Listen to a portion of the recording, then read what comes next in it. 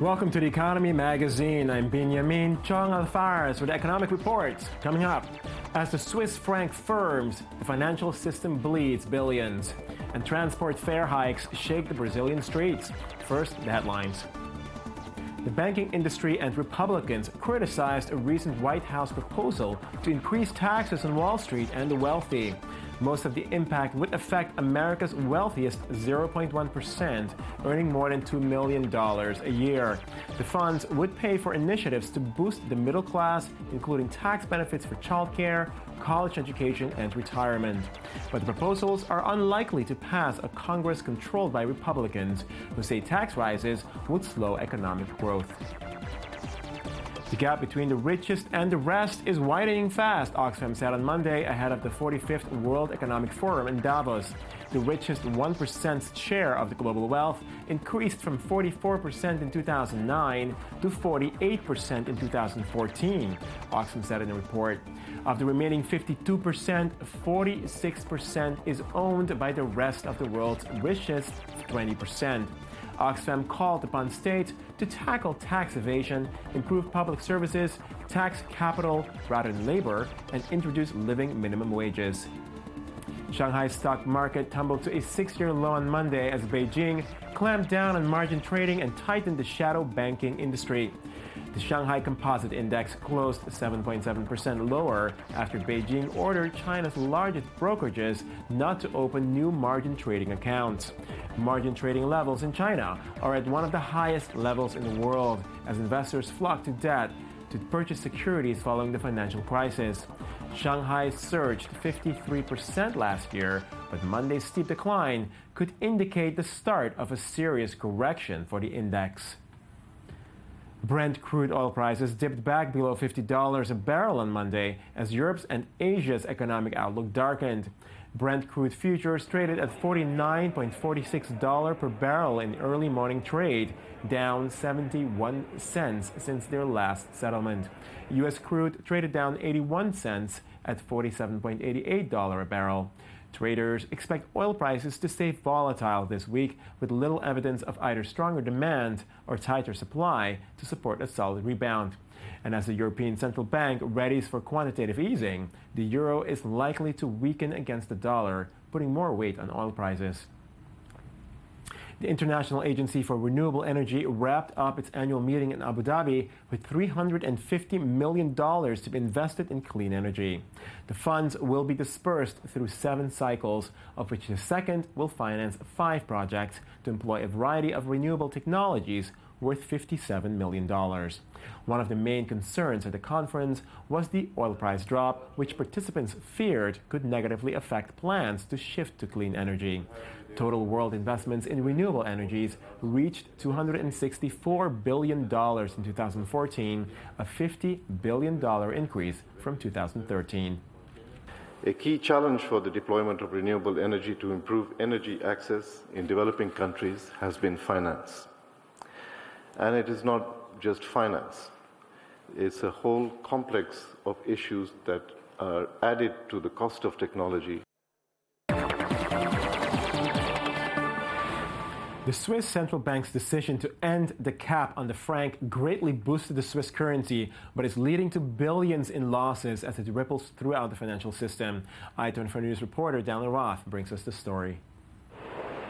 Late last week, the Swiss National Bank announced that it would toss out a 3-year-old cap on the franc's worth, which sent it skyrocketing by 30%. The move has sent reverberations throughout the banking world and given pause to investors used to a predictable Swiss central bank. Meanwhile, debtors, for example in Poland, are seeing their debt become unmanageable. The property I own is worth 250,000 zloty, and the loan I have to pay off is now 550,000 zloty. I have already paid back 100,000. I'm not able to sell the property and pay off the debt at the same time. Some in Switzerland are taking advantage of the new reality. In the wake of the surprise move, Swiss consumers rushed to change currencies and headed to neighboring countries such as Germany to cash in on the shift. But at the same time, Swiss tourism and trade sectors are worried, as the rise will lead to visitor and export numbers declining. I don't think it's good news for the Swiss economy regarding exchanges, regarding people who will come to visit during holidays. And regarding people, companies which export, I don't believe it's a good thing for them either. So for the moment, it's profitable to a certain category of people, but not all categories. In advance of a likely European Central Bank announcement to implement quantitative easing at the end of this week, it is unclear what will occur in Switzerland as markets get used to the news. But as the world's economic elite gather in Davos later this week, the Swiss currency and European reality will be at the top of the agenda.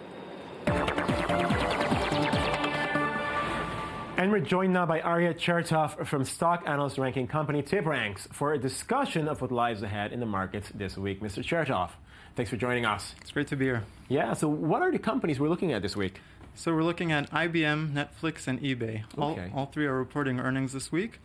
And there's some interesting things going on. So we'll start with IBM. They're going through a massive reorganization, restructuring, mostly to focus on software as opposed to hardware. Right. So they're going to focus on things like cloud computing and their artificial intelligence system, Watson, mobile security, things like that.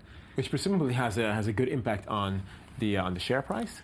Well, the yeah. fact that they're splitting up, or it's kind of priced in already? Well, it's actually been hurting them. Restructuring can do that, but they're, software is a much bigger trend than hardware now. So there's a lot more growth there. It hasn't really hurt their innovation, though. They still top the patent list for 2014 for the 22nd consecutive year. They filed 7,500 patents in 2014. So they're still innovating, but they need a restructure to adapt to current business trends. Right. Okay. They're not necessarily top of the game anymore, so to speak. No, but we'll see what happens because just making that move means that they're trying to match what's going on in cloud computing and all these trends. All right. Well, let's move to Netflix, which definitely is top of the game. Yeah. Well, for now, right? Yeah, they're facing some pretty heavy competition now from Amazon, which is coming into the market. Still, they have over 50 countries with 50 countries with some 50 million subscribers, streaming movies and TV shows. Now they're looking to expand into Australia and New Zealand, which will start in March. And they're also hoping, there are rumors that they're also hoping to expand into Asia as well. Right. Interesting to see where that goes. Yeah. Yeah, I mean, there's definitely a lot of potential there, given the population in countries like Japan, China, even South Korea. Right. Okay, and eBay. So eBay, they announced at the beginning of 2014 that they're going to split up with PayPal. Each side, basically, each half is going to focus on their own business opportunities and challenges. Right. eBay, for instance, is facing competition with Alibaba, and PayPal, of course. Apple also just came into the payment industry, so they're going to see some competition. The interesting thing about both eBay and IBM is that we noticed that TipRanks an interesting difference between analyst opinion and blogger opinion. Yeah. Analysts, for the most part, have been very neutral on both of those companies, whereas bloggers expressed more bullish opinions. So we found that interesting. Okay, good. Yeah. So, Arya Chertoff from TipRanks, thank you very much for joining us. Thanks for having me. Thanks. Just a year and a half since the vinegar movement protests rocked Brazil's streets, discontent once again reigns following the latest round of public transport fare hikes. More in this report by Entrepreneur's reporter Anthony Lasme. In Sao Paulo, the economic capital of Brazil, several thousand took to the streets to challenge an increase in the cost of public transportation. Last week, the ticket price increased 13%, while inflation over the year was 6.4%. It's a significant increase given the fact there's already a portion of the Sao Paulo population who don't use the bus or the metro because they don't have the financial means. So a hike like this means that other people will have to forego these services because they can't afford them. Anger in Brazil has been fueled by a corruption scandal at the center of the national gas company Petrobras. While 39 people were charged with corruption, many more are under suspicion. Every year, the price of public transport goes up in Rio de Janeiro. This is possible because of our transport system in the hands of the mafia. The Rio prosecutor challenged the increase, saying that the rate should not exceed inflation, but his appeal was rejected. Now there is a growing threat of a repeat of 2013, when millions took to the streets in protest. This year's demonstration in 2015 are already bigger at the start than those of 2013, so we believe in it. We can get this abusive hike cancelled. Just re-elected President Dilma Rousseff risks a new crisis in this moment, especially since growth projections are close to zero. As well, Joaquim Levy, the new neoliberal economy minister, announced a reduction in unemployment insurance and a suspension of government subsidies, which had prevented a rise in electricity prices. Brazil may be facing a challenging few years ahead. And I-24 News reporter Daniel Roth joins us now in the studio for a look at some stories from the world press in Media Watch. Daniel, thanks for joining us. How's it going? Good. More inequality in the world? More inequality, a subject that we rarely touch on here. Of course, we touch on it all the time. Davos is coming up this week. The World Economic Forum been getting together for the last few decades since 45. It's the 45th. 45th year. Yeah, 1970 was the first year that the World Economic Forum got together, and Davos is kind of the flagship event. At this point, you're talking about 2,000 to 3,000 executives. You're talking about heads of state. Matt Damon was there last year. Of course, the most important name. Heads of state, Matt Damon. Yeah, heads of state, Matt Damon. It's, right. But actually, the big news isn't what's coming out of Davos. It's what's pushing the agenda there, and that's Oxfam of all things. Oxfam had a huge success last year pushing this agenda of speaking about inequality. They in a lot of ways put it on the map for this one of the most important forums economically speaking in the world. They did the study and released the results right before the conference last year, saying 85 people own half the world's wealth. This year, of course, as you reported earlier, they tweaked the numbers a little bit. They said 1% of the world's, they presented it in a new and yet still just as shocking way.